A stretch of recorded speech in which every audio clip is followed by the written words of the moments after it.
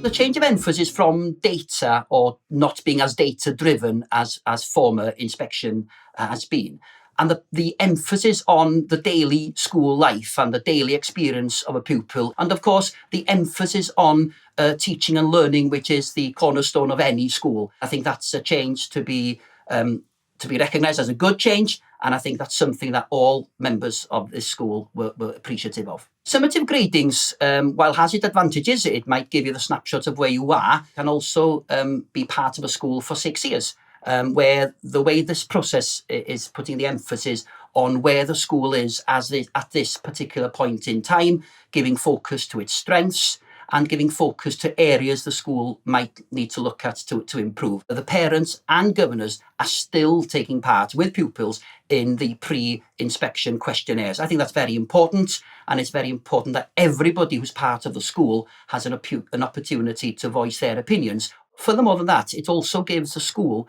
the opportunity now to engage with parents over the next few months and few years in order to show parents how we've used this report to make sure that we continue to improve the school and that we actually communicate that to our parents.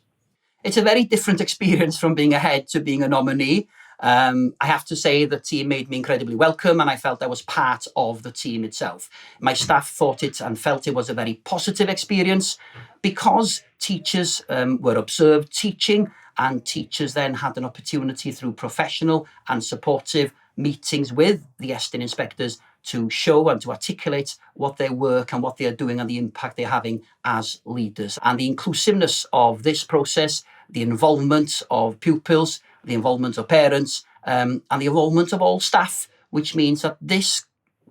current inspection and the report that we have received is a report that we can certainly use to move the school forward.